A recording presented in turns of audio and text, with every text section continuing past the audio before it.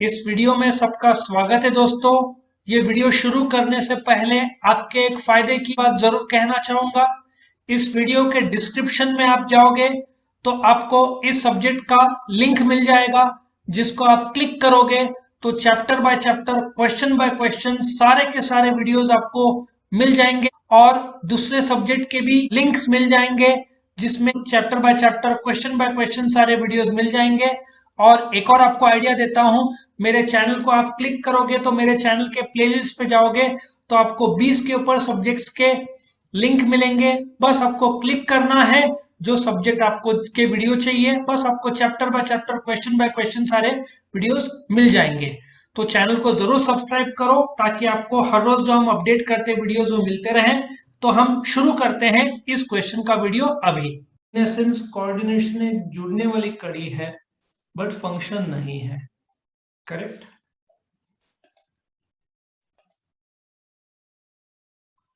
तो ये जो क्वेश्चन का इंपॉर्टेंस है तुम्हारे सामने देखो, ये अगेन एंड में काफी पूछ रहे थे इसको भी। सो इंपॉर्टेंस ऑफ कोऑर्डिनेशन रहेगा एग्जाम में। सो अभी हम क्या करेंगे, इसको स्टडी करेंगे। तुम्हारे एग्जाम में 12th सिलेबस में फीचर्स नहीं है, बाकी को हो सकता है बट 12th को नहीं है। सो जब भी कोऑर्डिनेशन का आंसर लिखेंगे तुम अपने क्लास नोट्स में ये ऐड कर सकते हो। सो क्वेश्चन नंबर 9 में नेचर है, नेचर मतलब फीचर्स, वो जो सिलेबस में नहीं है, बट वहां मीनिंग और डेफिनेशन दिया है। ठीक है, सो वो उसका उपयोग कर सकते हो तुम। तो ये देखने से पहले ये मैं जरूर दिखाऊंगा तुमको, ये देखो। So planning, organising, staffing, directing और कंट्रोलिंग, ये 5 मैनेजमेंट फंक्शंस है। Coordination is not a function, but इसको बीच में इसलिए रखा गया है कि वो पांचों को जोड़ता है, इसलिए कोऑर्डिनेशन बीच में आया है। ठीक है। सो अभी तुमको एग्जाम में ये इंट्रोडक्शन पार्ट जरूर जोड़ना, जो तुम्हारे नोट्स में नहीं दिया हुआ। ये इंट्रोडक्शन में क्या बोलोगे कि coordination is not a function of management. Coordination कोई फंक्शन नहीं है, basically it is an essence of management. ऐसा तुम्हारा इंट्रोडक्शन रहेगा। It is an essence of management.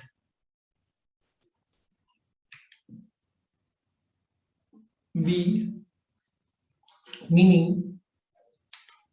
So coordination क्या है, एक कॉन्शियस मतलब सोचा समझा एंड रैशनल दिमाग लगाया हुआ प्रोसेस है ऑफ पुलिंग टुगेदर या पुटिंग टुगेदर। ठीक है, सबको साथ में लाना है, अलग अलग पार्ट्स ऑफ एन ऑर्गेनाइजेशन, और उनको जोड़ के प्री डिटरमाइंड गोल्स अचीव करना है। जैसे कि in a systematic manner, systematic efficient manner. Now cricket team में 11 प्लेयर होते हैं। कई बार अच्छी टीम भी हार जाती है क्योंकि जो प्लेयर्स हैं वो खुद के हिसाब से सोचते हैं, टीम के हिसाब से नहीं। एक मैच था, इंडिया वर्सेस कोई और देश था, उसमें एक मनोज प्रभाकर बैट्समैन था और एक और बैट्समैन था। वो मैच इंडिया को चेस करना था। स्टार्टिंग में फास्ट खेलने के चक्कर में कुछ प्लेयर्स आउट हो गए थे, आई थिंक उसमें सचिन तेंदुलकर भी शायद था। लेकिन मनोज प्रभाकर और विकेट कीपर एक था, मुझे याद नहीं, नयन मोंगिया शायद था, हाँ, उस जमाने का। तो इन लोग को उस समय मनोज प्रभाकर ने सेंचुरी मारा था, लेकिन काफी स्लो खेल के लास्ट लास्ट में जीतने की तरफ ये लोग गए नहीं, उसने खुद का सेंचुरी का सोचा। आई थिंक इंडिया वो मैच हार गया और मनोज प्रभाकर को आई थिंक एक मैच के लिए सस्पेंड कर दिया गया था, क्योंकि टीम के हित में नहीं खेला, खुद का सेंचुरी के हित में खेला था, ऐसा मुझे मुझे जहां तक याद है। सो बोलने का तात्पर्य है कि बाकी प्लेयर्स टीम के हिसाब से फास्ट खेल के कोशिश करके आउट हो रहे थे, बट वो खुद के हिसाब से। तो कोऑर्डिनेशन एक डेलिबरेट फंक्शन है, ऑटोमेटिक कोऑर्डिनेशन कभी नहीं आता। एक डेलिबरेट स्टेप्स लेने होते हैं जिससे इफेक्टिव काम कर सके। जिससे गाड़ी का जब तुम सर्विसिंग कराते हो तो उसमें oil change, gear oil change होता है, ठीक है ना, हवा चेक होता है, बैटरी चेक होता है, बाकी पैरामीटर्स चेक होते हैं, ताकि जब गाड़ी चलती है तो सब जो अंदर के पुर्जे जो सब सर्विस किए हुए हैं साथ में मिलकर काम कर सके। सब अलग अलग फंक्शन है लेकिन जुड़ के गाड़ी चलाने में मदद करते हैं, करेक्ट। और डेफिनेशन तुमको रट्टा मारना है, इसको मैं सी कर देता हूं डेफिनेशन को, करेक्ट।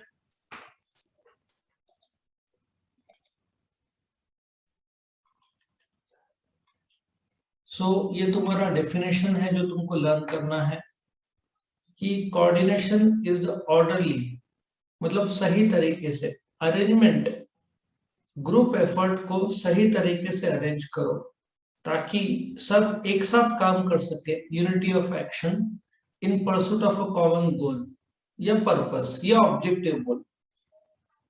बट सिंस ये डेफिनेशन है तो तुम पर्पस ही बोलोगे। इस प्रकार से तुम क्या कर सकते हो, एबीसी फॉर्म में लिख सकते हो आंसर, और डी फॉर्म में होगा तुम्हारा इंपॉर्टेंस। समझ में आया तुम्हारा एग्जाम में आंसर कैसे होगा, एबीसीडी फॉर्म में तुम एग्जाम में अटेम्प्ट करोगे।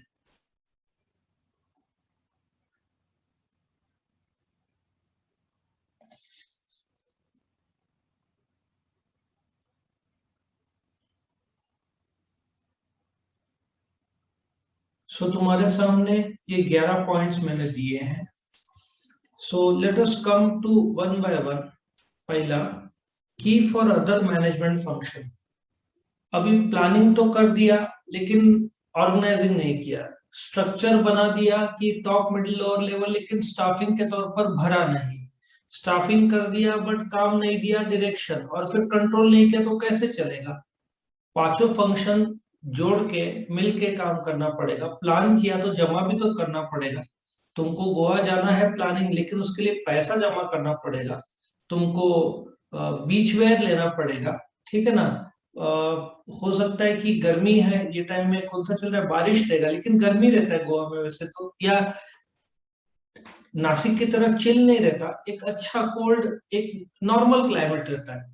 ड्रेस तुम स्वेटर वेटर लेके जाने की जरूरत नहीं है, तो तुम असेंबल करोगे चीजें। की फॉर अदर मैनेजमेंट फंक्शन है जो planning, organising, staffing, directing, controlling एक चेन की तरह है, सबको साथ में जोड़ के रखना पड़ता है। दूसरा, इम्पेरेटिव। कोई भी, तुम कॉलेज भी ले लो, कॉलेज में भी principal, teachers, clerks, librarian, students, यदि कोऑर्डिनेशन नहीं रहा, कई बार कॉलेज का देखा गया है कि कभी भी लेक्चर तुम्हारे कॉलेज में टाइम टेबल के हिसाब से होता है कि कभी भी कोई भी लेक्चर डाल देता है। कभी भी डाल देते हैं सर। तो इसकी वजह से क्या होता है, कंफ्यूजन होता है। पहले से ही यदि प्लान रहे कि आज ये होगा तो बच्चे भी थोड़ा तैयारी कर सकते हैं। कॉलेज में कोऑर्डिनेशन इसलिए नहीं होता कि मुझे लगता है लोग घर से सिखाते हैं, लोग मीटिंग नहीं करते कि आज के दिन का ये सब्जेक्ट और ये सब्जेक्ट में ये चैप्टर का ये क्वेश्चन, ऐसा प्लान नहीं करते। इसलिए कॉलेज वाले भी कंफ्यूजन में रहते हैं और स्टूडेंट्स भी कंफ्यूजन में रहते हैं। इसकी वजह से जो गोल ऑफ टीचिंग पूरे तरीके से मीट नहीं होता। इंपेरेटिव मतलब नेसेसरी, कोऑर्डिनेशन बहुत ज्यादा जरूरी है। और अभी फिलहाल के हालात में तो कॉलेज का मुझे नहीं लगता कि मीटिंग होता होगा उतना डीप, जितना कॉलेज के अंदर मीटिंग करना आसान है, बट जूम में लोग मीटिंग करते नहीं होंगे, पेड है नहीं तो 40 मिनट के ऊपर लेक्चर होगा नहीं। ये सारे प्रॉब्लम है। तीसरा, यूनिटी इन डाइवर्सिटी। डाइवर्सिटी मतलब फर्क। एक कंपनी में इंडिविजुअल्स अलग है, अलग अलग रिलीजन्स के रहते हैं, डिपार्टमेंट्स अलग अलग है, सबके अपने अपने काम है, लेकिन जुड़ना तो पड़ता ही है। जैसे तुम गाड़ी खरीदने जाते हो, सेल्स जब गाड़ी खरीदता है या जब बेचते हैं गाड़ी सेल्स में, तो उसका पीडीआई करना पड़ता है, प्री डिलीवरी इंस्पेक्शन। वो सेल्स वाले नहीं करते, वो सर्विस डिपार्टमेंट वाले करते हैं। सर्विस डिपार्टमेंट वाले करते हैं, और किसी कस्टमर ने एक्सेसरी मांगा तो स्टोर्स का जवाबदारी स्टोर्स देता है, और फिर बिलिंग के लिए अकाउंट्स डिपार्टमेंट आते हैं। तुम देखो सब अलग अलग डिपार्टमेंट्स है, लेकिन गाड़ी बेचते समय कितने सारे डिपार्टमेंट्स का रोल आता है। तुम्हारा सेल्स का रोल आएगा, स्टोर्स का आएगा, सर्विस का आएगा, अकाउंट्स का आएगा, ठीक है ना, ये सब रोल अलग अलग आता है। फिर चौथा टीम वर्क। अभी तुम वॉर के टाइम में देखोगे कि जब वॉर होता है तो कैसे टीम वर्क में काम करते हैं। तो टीम वर्क जैसे मैंने बताया कि जब वॉर होता है तो तुम्हारा एयरफोर्स, आर्मी, नेवी सबका कोऑपरेशन लगता है। ग्राउंड वर्क में ज्यादातर जब वॉर होता है तो ट्रेन से फटाफट टैंक्स को पहुंचाया जाता है एक जगह से दूसरी जगह पे। फिर एयरफोर्स सपोर्ट करता है। क्या होता है पहले, क्या जब भी वॉर होता था, जैसे कारगिल हुआ था, तो एरोप्लेन से पहले स्ट्राइक करके टारगेट को सॉफ्ट कर दिया जाता है, मतलब वीक कर दिया जाता है, और फिर ग्राउंड वाले अटैक करते हैं। कभी भी ऐसा नहीं होगा कि ग्राउंड वाले अटैक करेंगे उसके बाद एयरफोर्स। तो टीम वर्क कैसे रहता है, पहले एयरफोर्स उस पहाड़ी में बहुत सारे बम गिराएगा, उनको वीक कर देगा, फिर आर्मी जाएगा, ऐसे सब टीम वर्क पे काम होता है, करेक्ट। उसके बाद सेव्स कॉस्ट। अभी तुम सोचो कि सेल्स वाले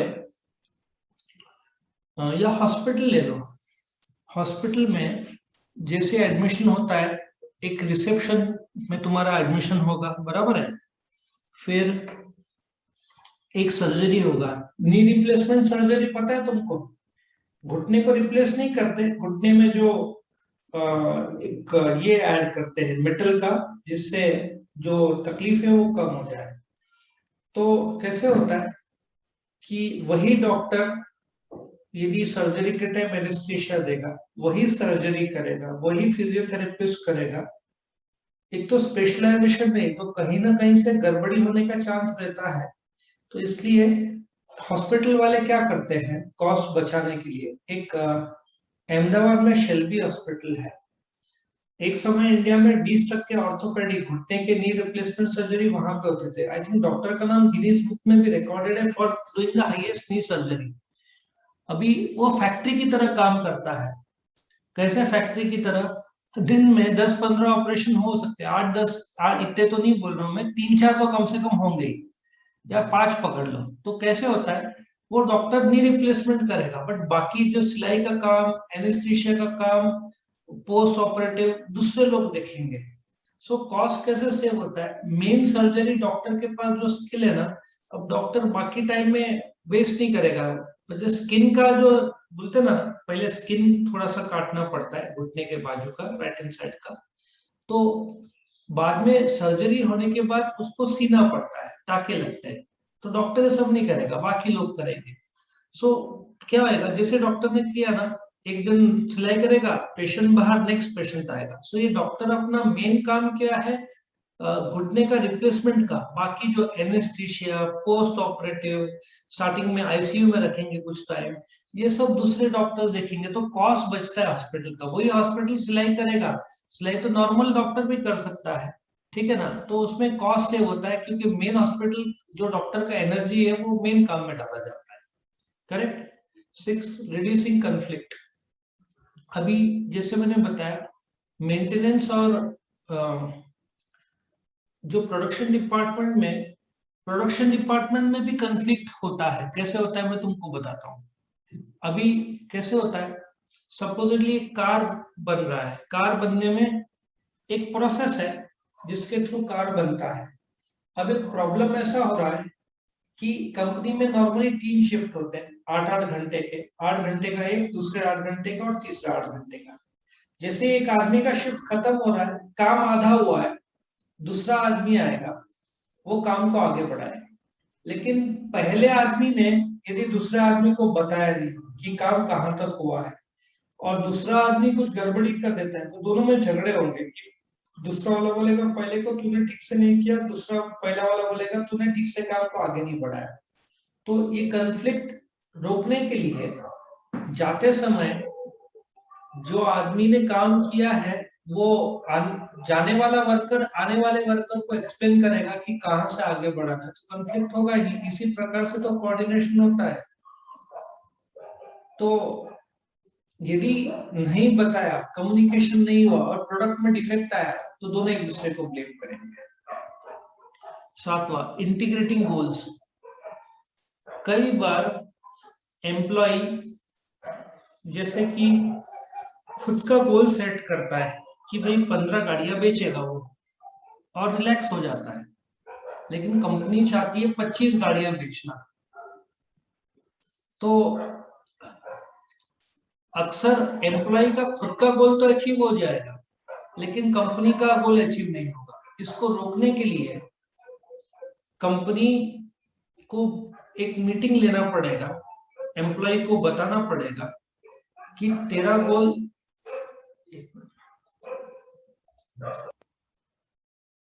कंपनी को बोलना पड़ेगा। उसमें कंपनी सब प्रकार से यूज करती है, साम दाम दंड और भेद। क्लियर कट बोलती है कि इनकेस एम्प्लॉय नहीं माना तो या तो डिपार्टमेंट उसका चेंज कर देंगे और लास्ट में नौकरी से हकाल देंगे, क्योंकि अल्टीमेटली कंपनी के गोल इंपॉर्टेंट है। यदि एम्प्लॉय ने कोऑर्डिनेट नहीं किया विद द कंपनी, अभी मैं तुमको एक दूसरे कॉलेज का एग्जांपल दूं, ओसी का जो चैप्टर चल रहा है 1 2, डायरेक्टली मैडम ने 8वां चैप्टर ले लिया।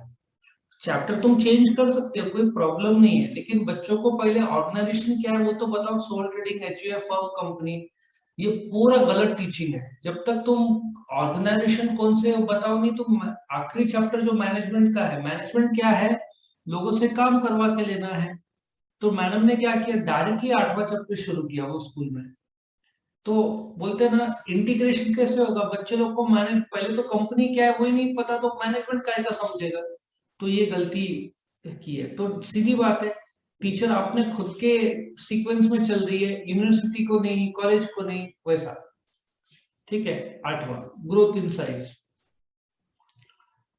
अभी बड़े बड़े ऑर्गेनाइजेशन में नंबर ऑफ जॉब्स बहुत ज्यादा रहते हैं। जैसे टाटा मोटर्स अहमदाबाद में है, अहमदाबाद के आनंद करके एक जगह उसके नजदीक है। सो वहां पे करीबन, जहां तक मैंने सुना है, 13,000 लोग काम करते हैं। अब 13,000 लोग काम करते हैं तो कम्युनिकेशन डिफिकल्ट हो जाएगा, लेकिन कोऑर्डिनेशन बहुत जरूरी है। अब तुमको एक एग्जांपल देता हूँ। तुमने सुना है टाटा मोटर्स का, मैंने डॉक्टर का एग्जांपल लिया था कि एग्जांपल डॉक्टर या हॉस्पिटल का? बताओ हाँ या ना। नहीं सर। हाँ, तो अभी बता देता हूँ।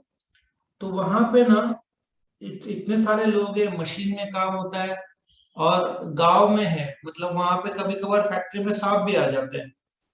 सो ये लोग क्या करते हैं, वहां पे करीबन टीम है ऑफ डॉक्टर्स, करीबन 5 जन है, और वहां का कोऑर्डिनेशन ऐसा है, इतने सारे लोग के साथ कम्युनिकेशन डिफिकल्ट हो जाता है। ठीक है। सो उसको रोकने के लिए करीबन टाटा मोटर्स में वहां पे 5 डॉक्टर्स है, और कोई भी डॉक्टर एट एनी टाइम, ऐसा सिचुएशन हो ही नहीं सकता वहां पे कि डॉक्टर ना, वहां एम्बुलेंस भी रहता है, दवाई भी रहता है, फ्री इलाज होता है, किसी को चोट लगी सब रहता है। और यदि किसी एम्प्लॉय को चोट ज्यादा लगी हो तो वहां का डॉक्टर साथ में हॉस्पिटल जाता है, उनके हॉस्पिटल के साथ भी टायर। अब ये सारे डॉक्टर्स जो रहते हैं, 3 4, आई थिंक 3 डॉक्टर्स एमबीबीएस होंगे, 2 दूसरे होंगे, उसमें सीनियर जो आदमी है वो भी रहता है। वहां का कोऑर्डिनेशन ऐसा है कि जब तक एक डॉक्टर आता नहीं है तब तक दूसरा जा नहीं सकता। मतलब at all time 24 hours doctor होना जरूरी। रात को डॉक्टर वहीं पे रहेंगे। अब डॉक्टर को काम क्या रहेगा, जब पेशेंट ही नहीं आ रहा तो वो सो जाते हैं। ठीक है, डॉक्टर लोग को काम ज्यादा नहीं रहता है, लेकिन बिकॉज 13,000 लोग काम करते हैं, प्रॉब्लम हो सकता है किसी को। सो वहां पे फुल टाइम डॉक्टर्स रहते ही रहते, कंपल्सरी। ठीक है। सो ऐसा भी हो सकता है, एक डॉक्टर सवेरे आया है, उनका शिफ्ट चालू होता है 6 बजे, 6 से कुछ 1 बजे तक। ठीक है ना। तो एक ने 6 से 2 बजे तक, अब दूसरा 2 बजे सडनली इसने छुट्टी लिया तो ये डॉक्टर घर नहीं जा सकता, 2 से रात को 10 बजे तक काम करना पड़ेगा इसको सेकंड शिफ्ट। अच्छा तुम बोलोगे कि पहले डॉक्टर ने नहीं माना, तो उनका पगार कितना रहता है, कम से कम 70 से 80 हजार रुपया। ऐसा किसने किया तो कंपनी हकल देगी डॉक्टर को, डॉक्टर का नौकरी 80 हजार कौन देगा। हॉस्पिटल में भी 50-60 के ऊपर मिलना नहीं है, यहाँ पे 70-80 हजार मिल रहा है, प्लस एक्सपीरियंस प्लस मेहनत ज्यादा नहीं। तुम जाके रिलैक्स करो, गाने वाने सुनो, जब पेशेंट आएगा तभी ही तुमको बात करना है। पेशेंट आएगा उससे पूछने का क्या प्रॉब्लम है, उनको दवाई लिख के दिया सामने वाले जगह पे, हॉस्पिटल के अंदर ही, मतलब कंपनी के अंदर ही वहां पे फ्री दवाई भी देते हैं। अभी 13 हजार में नॉर्मल, एक तो चोट लगती नहीं है क्योंकि आजकल के मशीन सब अच्छे हैं, सिर्फ कोई बीमार फील कर रहा है तो रेयरली दिन में 2-4 लोग आएंगे, ज्यादा नहीं। तो क्या होता है कि कंपनी एकदम अच्छे तरीके से चलती है।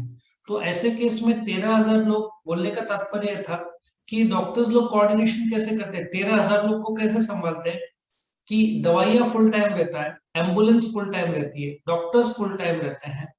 और आजकल एक तरीका ऐसा अपनाया है कि 13 हजार लोग को एक साथ तो तुम मैसेज नहीं दे सकते, तो सबसे बेस्ट है सबको एक इंडिविजुअल ईमेल और क्लास का जैसे ऐप है, मैंने नोटिफिकेशन आता है तुमको जब मैंने वीडियो अपलोड किया तो।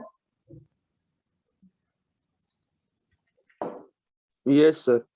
अभी अपने ऐप में ऐसी सुविधा है कि 10 हजार स्टूडेंट तक ग्रुप में ऐड हो सकते हैं और नोटिफिकेशन सबको एक साथ जाएगा। तो क्या होता है, इससे कोऑर्डिनेशन इजी होता है, प्लस अपना व्हाट्सएप ग्रुप है, सो ज्यादा लोग रहे तो भी कोऑर्डिनेशन किया जा सकता है बहुत सारे टेक्नोलॉजी के जरिए से। ठीक है, नेक्स्ट इज स्पेशलाइजेशन। स्पेशलाइजेशन से क्या होता है कि एक आदमी वही काम करेगा जिसके लिए वो सूटेबल है, ठीक है, दूसरा आदमी अलग काम करेगा। लेकिन इसमें कोऑर्डिनेशन का नुकसान ही होता है क्योंकि स्पेशलाइजेशन लोग अपना अपना काम करेंगे, जुड़ेंगे नहीं। अभी एक होटल का एग्जांपल ले लो,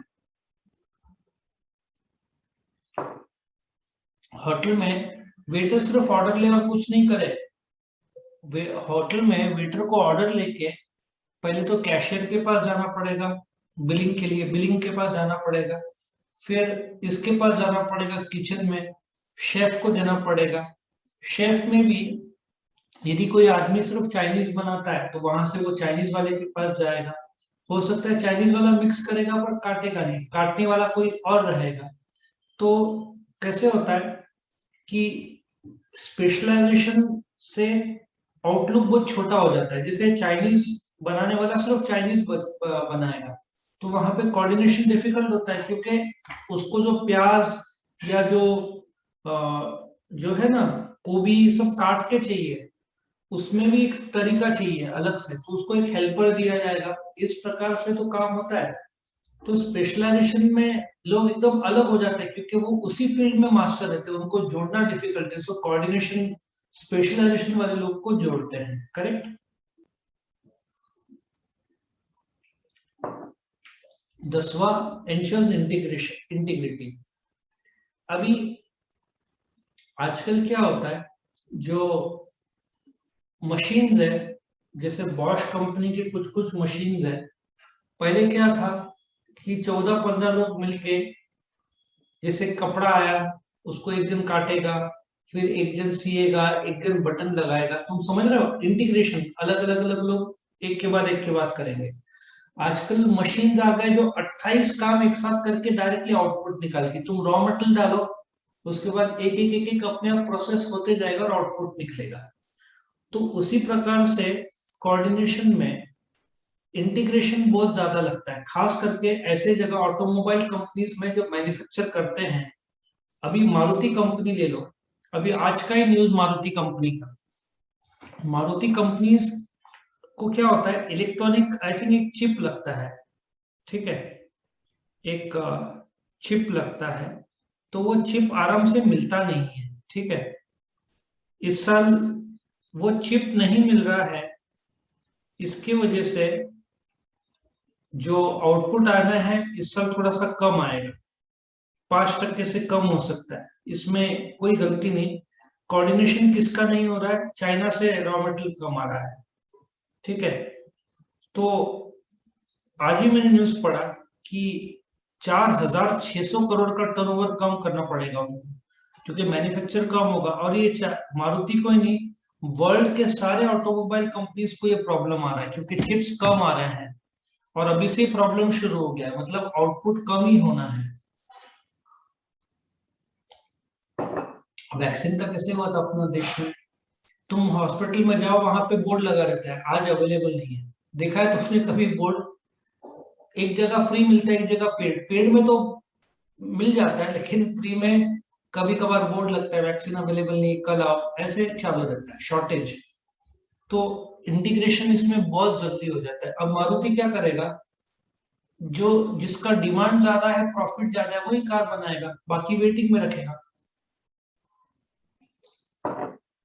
ये प्रॉब्लम सॉर्ट आउट होने और 6 महीने से 1 साल लगेगा, करेक्ट। और लास्ट में health and smooth functioning of organisation. कोई भी ऑर्गेनाइजेशन ले लो, स्मूथ फंक्शनिंग के लिए सबसे इंपॉर्टेंट है कि भाई उसका कोऑर्डिनेशन हो। कोऑर्डिनेशन के बिना कोई भी ऑर्गेनाइजेशन चल नहीं सकता। सबको समझ में आया पॉइंट्स 11? सबको समझ में आया? आवाज आ रही है मेरी? ठीक है, तुम्हारी आवाज पूछ नहीं रही है। ये लो, यस सर। इसका मैंने एक स्टोरी बनाया था, तो हम एक स्टोरी देखते हैं। स्टोरी था, एक जादूगर का स्टोरी था। सो पॉइंट नंबर 1, एक जादूगर के पास चाबी रहती है। जादूगर के फंक्शन में सक्सेस के लिए। ऐसा सोचो, एक जादूगर के पास एक चाबी है, की है, जादू के फंक्शन में सक्सेस के लिए। ऐसा सोचो। दूसरा, सबसे पहले जादूगर के पास इंपॉर्टेंट है प्लेइंग कार्ड्स। कोई भी जादूगर ले लो, उसके पास क्या रहता है? Playing card. देखा होगा तुमने, सुना है? कोई भी जादूगर पहले पत्ते का जादूगरी दिखाता है, सुना है तुमने? यस और नो? सो पत्ते का जादूगरी, प्लेइंग कार्ड्स, ठीक है। सो सबसे पहले जादूगर के पास इंपॉर्टेंट है, इंपॉर्टेंट मतलब इंपेरेटिव है, प्लेइंग कार्ड्स। फिर क्या है? सारे के सारे प्लेइंग कार्ड्स को जादूगर यूनिटी में, मतलब सबको पहले एक कर देता है और फिर अलग सीक्वेंस करता है, मतलब। और लेकिन अंदर का सीक्वेंस डाइवर्स है, मतलब एक कार्ड्स में 52 कार्ड्स होते हैं, सबको जोड़ देता है, बट अंदर सीक्वेंस डाइवर्स है, मतलब हो सकता है 5, 9, 1, अलग अलग, अंदर अलग अलग है। तो सब कार्ड्स को यूनिटी करता है, जोड़ता है, लेकिन अंदर सीक्वेंस डाइवर्स है, कुछ भी हो सकता है अंदर का कार्ड्स। फिर उसके टीम वर्क के लिए उसने 2 असिस्टेंट रखे हुए हैं, या ऐसे सोचो 4 असिस्टेंट है, जो उसके जादू के शो को ठीक से रखने में मदद करते हैं। सो पॉइंट ऐसा है कि एक जादूगर के पास एक चाबी है फंक्शन के लिए। इंपॉर्टेंट है कोई भी जादूगर के पास की प्लेइंग कार्ड्स का होना। उसके पास एक प्लेइंग कार्ड्स का एक डेक, 52 कार्ड्स के ग्रुप को डेक बोलते हैं। उसको यूनिटी किया, सब 52 के 52 डेक एक साथ किया, लेकिन अंदर सीक्वेंस अलग है। उसको टीम वर्क में 4 लोग मदद करते हैं। अभी शो शुरू होता है, कॉस्ट सेव करने के लिए, अभी कोविड का टाइम है, शो पहले जैसे कालिदास कला मंदिर, ठीक है ना, वहां पे रखने के बजाय, ठीक है, वो लोग मैदान में रखते हैं, क्योंकि वो परवड़ता है उनको वहां पे। शो शुरू होता है, बट कोई कला मंदिर या हॉल बुक करने के बजाय लोग मैदान में रखते हैं। अब मैदान में फ्री में एक तरीके से हो रहा है, देखा जाए तो क्राउड बहुत ज्यादा है, जादूगर के नजदीक जाने के लिए क्राउड में कंफ्लिक्ट हो रहा है, क्योंकि जादूगर अच्छा है, कंफ्लिक्ट हो रहा है। तुम सोचो कि हॉल के बजाय एक खुले मैदान में सब लोग आ रहे हैं, जादूगर वहां पे एक छोटा सा स्टेज टाइप बनाया है वहां पे, लेकिन सब लोग आगे आना चाहते हैं, तो क्राउड में कंफ्लिक्ट हो रहा है कि भाई मैं आगे आना चाहता हूँ। सबसे पहले जादूगर क्राउड को शांत करता है, क्राउड में से एक को बुलाता है और एक गोल देता है कि भाई इस कार्ड के डेक में 52 में से एक कार्ड निकाले, एक आदमी कार्ड निकालता है, जादूगर उस कार्ड को बीच में इंटीग्रेट कर देता है कहीं पे भी, ठीक है। उसके बाद कार्ड का अभी जादूगर अपना जादूगरी शुरू करता है। वो हाथ में 52 कार्ड रखता है, उसको पीसता है, जो आदमी ने कार्ड निकाला था वो चुन के वापस वो कार्ड के अंदर डालता है, उसको वापस पीसता है। जादूगर ने देखा नहीं है कौन सा कार्ड, लेकिन जादूगरी भी शुरू करता है, हाथ में से कार्ड रखता है तो कार्ड बड़ा होना शुरू हो जाता है। उस कार्ड में से, ठीक है, उस कार्ड में से जो 52 कार्ड जो डेक है, ऐसा सोचो ना जैसे बलून में हवा भर रहा है, वैसे कार्ड बड़ा होते जाता है, एक कार्ड उसमें से गिर जाता है जो स्पेशलाइज कार्ड रहता है जो उस आदमी ने चुना था। और क्राउड सब सब मिलके इंटीग्रिटी के साथ तालियां बजाते हैं, सब मिलकर बहुत खुश हो जाते हैं क्राउड की, बड़ा अच्छा जादूगरी किया। पत्ते बड़े होते गए, एक गिर गया स्पेशलाइज, और क्लास पूरा क्राउड इंटीग्रिटी के तौर पर ताली बजाता है। इसके बाद बाकी शो स्मूथली फंक्शन होता है कि क्राउड अभी सेटल हो गया है। सो शो ऐसा है कि एक जादूगर के पास एक चाबी रहती है फंक्शन के लिए, और कोई भी जादूगर के पास इंपॉर्टेंट है डेक प्लेइंग कार्ड्स। वो सारे प्लेइंग कार्ड्स को, डेक को एक करता है यूनिटी, लेकिन अंदर सीक्वेंस अलग है, ठीक है। टीम वर्क के लिए 4 असिस्टेंट्स मदद करते हैं। कॉस्ट बचाने के लिए हॉल के बजाय मैदान में किया जा रहा है, बट मैदान में सबको आगे आना है इसलिए झगड़े हो रहे, कंफ्लिक्ट हो रहे हैं। वो एक आदमी को बुलाता है क्राउड में से, कार्ड चुन, एक आदमी कार्ड चुनता है और वो कार्ड को 52 में से एक कम हो जाता है, वो कार्ड चुन के वापस जोड़ता है, इंटीग्रेट कर देता है। अब जादूगर, वो आदमी वापस चला जाता है या बाजू में खड़ा रहता है, सोचो। वो क्राउड जो कार्ड का डेक है बड़ा होते जाता है, उसमें से एक स्पेशलिस्ट कार्ड गिरता है और क्राउड खुश हो जाते हैं, वही कार्ड रहता है जो आदमी ने चुना रहता है। क्राउड इंटीग्रिटी मतलब साथ में तालियां बजाते हैं, और सिंस अभी सब शांति से हो रहा है तो स्मूथ फंक्शनिंग ऑफ फंक्शन आगे का होता है। यहाँ पे तुम्हारा स्टोरी खत्म होता है। वीडियो पसंद आया तो लाइक कीजिए, अपने फ्रेंड्स के साथ शेयर कीजिए, उनका भी फायदा हो, और चैनल को सब्सक्राइब कीजिए। Thank you.